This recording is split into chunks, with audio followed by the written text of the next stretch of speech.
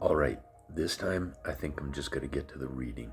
I've tried expounding a little bit on my thoughts and what I'm going through today with the cancer, which comes and goes.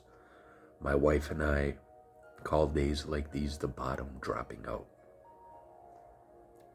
It's where all of the symptoms hit at once. And it's tough. It's really, the body just stops.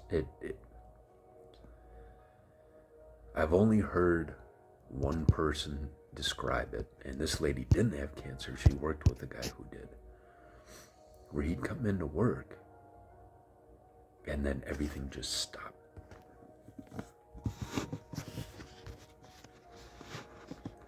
See, I'm going up north with my wife. Once a year we like to visit the place where I proposed to her at. It's a very special place up there. This is the same spot where the spring after my mother died, I sat, and it's where a river is a tributary into Lake Superior. There's a cliff on the other side. It's a beach basically made of rock. When I was sitting on the point of that beach, where the river from a beautiful waterfall meets Lake Superior, and this was spring of 2018, I had a lot of questions very early in my walk with Christ. And slowly, the volume of everything started being turned down. I couldn't hear the water. I couldn't hear the birds. I couldn't hear the breeze. I couldn't hear the people behind me. But I was not alarmed by this. And then there was complete silence. I don't know if this makes sense, but I heard, but not audibly, that my mother is okay. And I had that feeling when she passed away in October of 2017, a peace that surpassed all understanding. It was my first real deep communication with God. And while I was there, part of what I heard is that I needed to propose to this wonderful woman. A few months later, we wound up going up to the same spot. And I went and I sat there, and I just laid down on the rocks. It's just, that one spot is, for me, it's something very, very special. Now, my now wife saw me, and she came running down the beach because I was just sprawled out on the rocks, but it was so comfortable. And I was laying on a little bit of an incline. And she ran over, I heard her footsteps, and she was asking if I was okay, and she knelt down. Now, I had the ring in my pocket, and it worked out perfectly, because when she knelt down to see if I was okay, I rolled over onto my side and then got up on one knee. And right there, I proposed to her. And she said yes.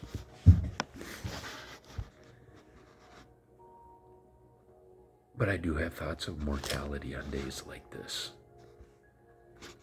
It's been a tough fight, and I get tired and I get worn out. But my wife inspires me. My friends that I call family inspire me. My brothers inspire me. And then I come home looking for some answers. And I find a little book, Promises and Prayers for a Man of Integrity.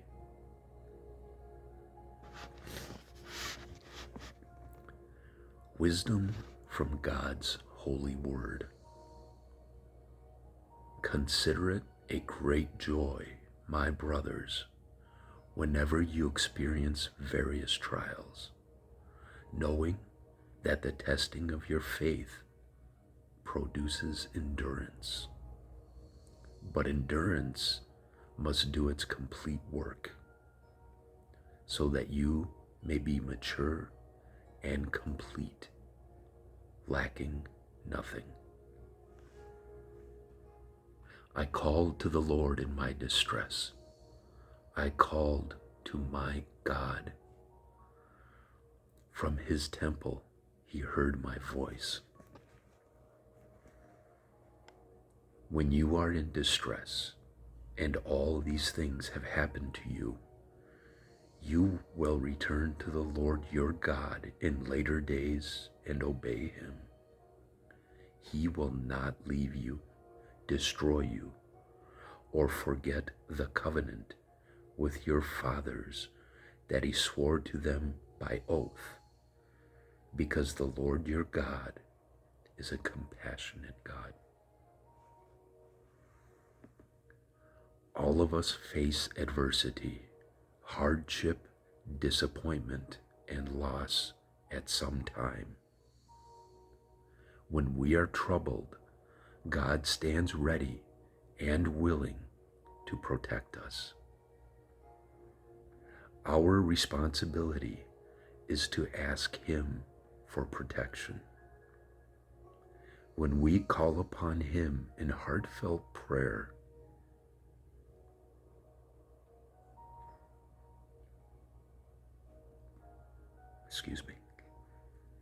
he will answer.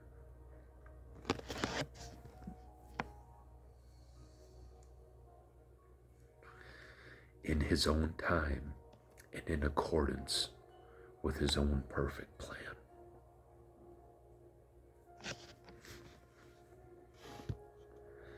I just hope that in this life I can impart some wisdom on one lost soul. Don't blame God. He loves you. And I love you. Boy, I don't know if I can share this.